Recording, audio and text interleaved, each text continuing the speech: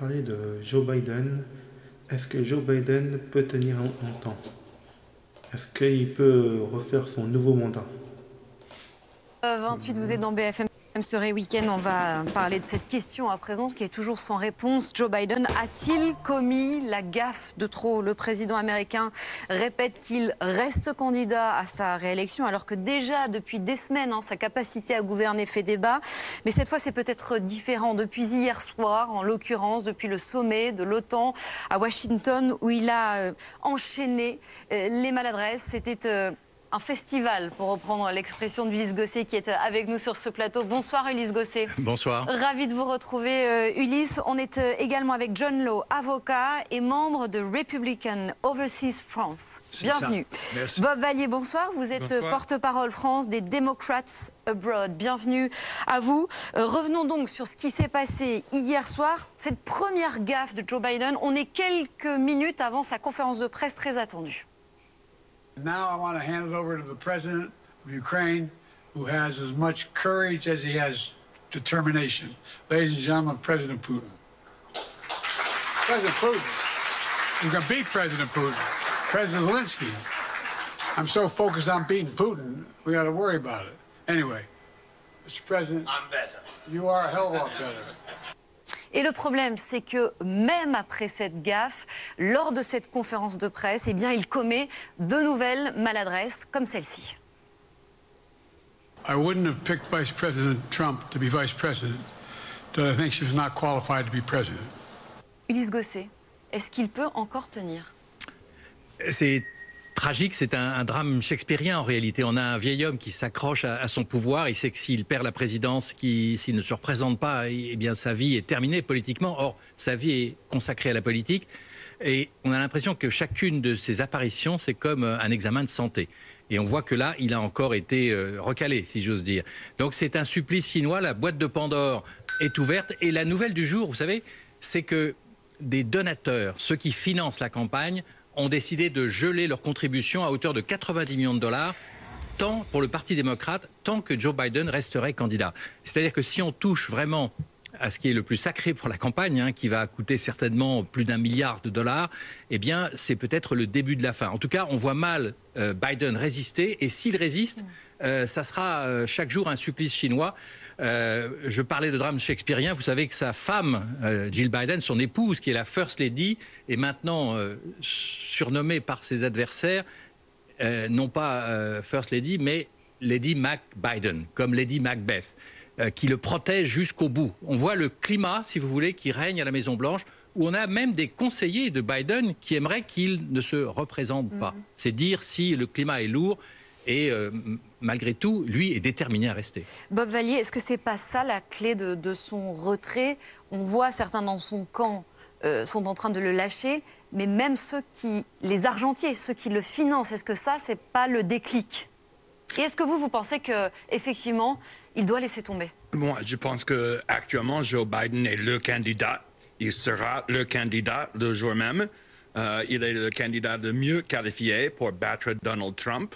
Et si on parle constamment de ces accidents verbaux, on oublie en même temps qu'il est bègue. Et parfois, son cerveau marche plus vite que sa bouche. C'est normal pour quelqu'un qui est bègue. Même pendant les années 80, quand il était sénateur, il y avait quelque chose à Washington qui s'appelle la gaffe Biden, parce qu'il était tellement comme ça, même il y a 40 ans. Donc, si c'est le cas maintenant, Pardon, mais je ne vois pas le lien entre le fait d'être bègue et de confondre Vladimir Poutine et Zelensky. Enfin, ça ne tient pas la route, ce que vous dites là. Il a pensé, bon, je veux battre le président Poutine, et puis le pensée et le parole étaient confondus. Donc ça, c'est pas anormal pour quelqu'un qui est bègue. Vous pensez que c'est audible, ça, pour les électeurs américains, qui d'ailleurs, dans leur majorité, selon un dernier sondage, ne veulent pas que Joe Biden soit candidat face à Trump, et d'ailleurs ne veulent pas de ce match entre Trump et Biden? Il y a beaucoup des Américains qui veulent Trois aussi. quarts, Biden. Il y a 15 millions des Américains qui ont voté pour lui pendant la période primaire. Ça, c'est un taux de participation la plus élevé depuis toujours pour un président en train de chercher sa reconduction. Donc, il y a tous ces partisans à fond aux États-Unis, silencieux, qui ne répondent pas aux sondages, mais quand on les cherche, on les fait des entretiens, disent que non, je vais sans doute voter pour Biden parce que l'idée de voter pour Trump n'est pas acceptable. C'est vrai que les derniers sondages nationaux les donnent quasiment au coude à coude Biden-Trump, 48-50. Donc le débat catastrophique qui a eu lieu il y a quelques semaines n'a pas eu d'impact sur le vote des Américains, c'est vrai. Mais aujourd'hui encore, il y a tout de même une majorité de démocrates, 58% qui veulent que Biden renonce, se retire, et plus de 67% des Américains globalement qui voudraient qu'il se retire. Donc c'est vraiment un match qui est dénoncé par la population en général. Et puis, je veux dire, ça devient quand même très compliqué pour lui de faire campagne. On a le sentiment qu'il est obligé de se justifier en permanence, de mettre fin à des rumeurs selon lesquelles il est obligé de se coucher à 20h ou de se justifier sur les examens de santé qu'il a passés. C'est compliqué quand même, non?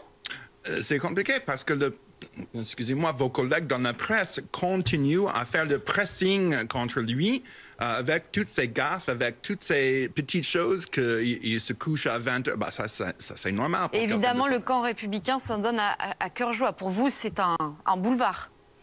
Je dirais ça. Je dirais que c'est un grand problème pour la partie démocrate et on est en train de regarder qu'est-ce qu'ils font. Je pense, de mon côté, on a vu que la faiblesse de président Biden pendant le débat. Et maintenant, c'est beaucoup plus difficile pour lui de dire que c'était une mauvaise nuit. En même temps, vous ne pouvez pas trop aller sur le terrain de l'âge parce que c'est pas comme si Trump est beaucoup plus jeune que Joe Biden. Ils ont 3 ans d'écart. Biden a 81 ans et Trump 79 ans. Il y a une grande différence entre les 2 ans. Laquelle? Différence de forme, vous voulez dire? Différence de forme, différence de manière de parler, différence de manière de parler. Biden, il parle de la vérité constamment et chaque mot qui sort de la bouche de Donald Trump est un mensonge. Ça, c'est la différence. C'est ça la différence? Ce n'est pas ça la différence, c'est la manière de parler. Trump parle avec autorité. Il donne sa vision pour les États-Unis. Biden ne sait pas de ce qu'il parle. Il a parlé qu'on a perdu Medicare. Donc, c'était une phrase terrible. Et on a vu pendant le débat la faiblesse de Biden. Il ne pouvait pas faire des phrases très intelligentes, très consécutives.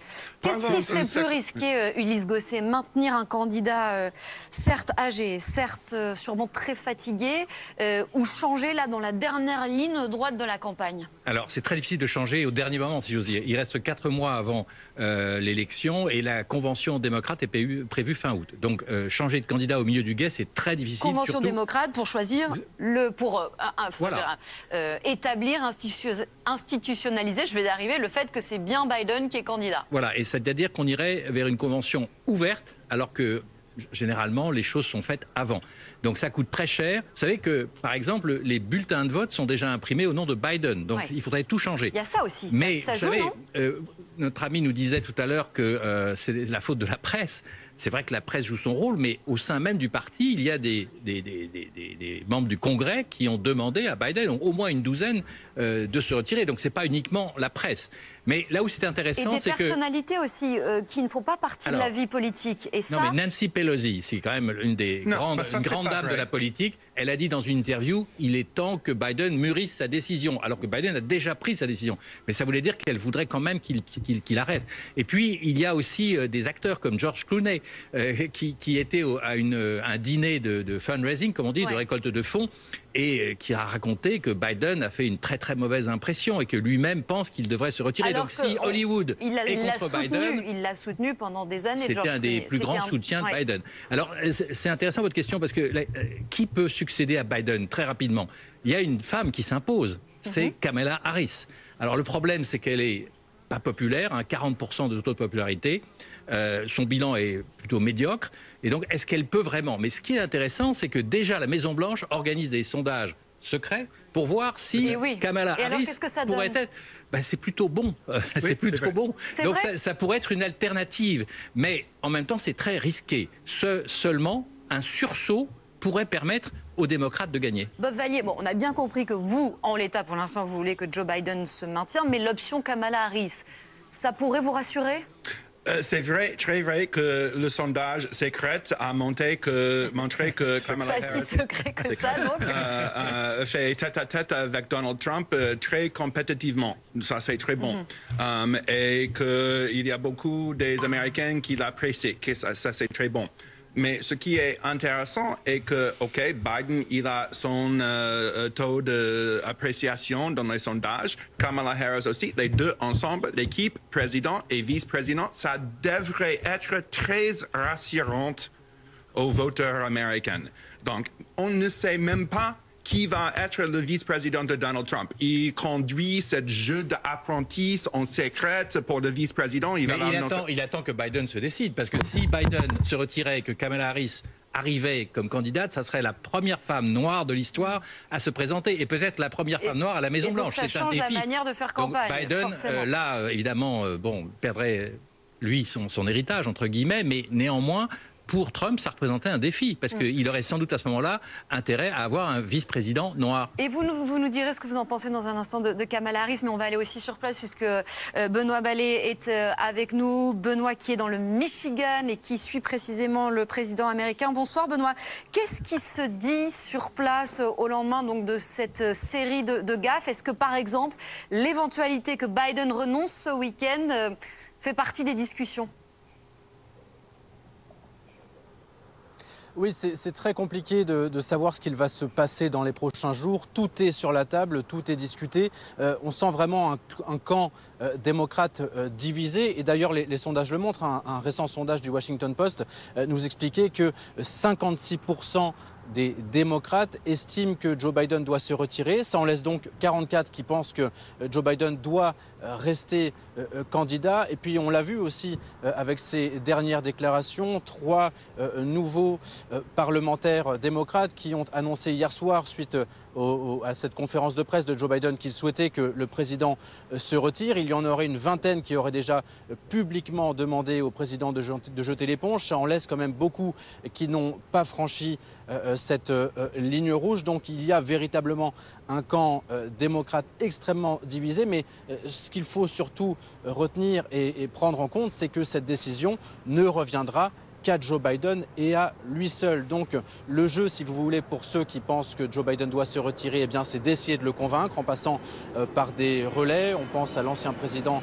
démocrate Barack Obama, on pense à l'ancienne speaker de la Chambre des représentants Nancy Pelosi, ou alors essayer d'atteindre le cercle rapproché, la famille de Joe Biden. Et puis pour ceux qui pensent que non, qu'il faut que Joe Biden reste, que Joe Biden tienne bon parce qu'il est effectivement, comme il le dit, le meilleur candidat pour battre Donald Trump en novembre prochain, eh bien, il faut essayer de tuer cette révolte dans l'œuf. Donc ce qui est certain, c'est que les prochains jours seront déterminants. Quant à l'issue, je me garderai bien de faire des pronostics.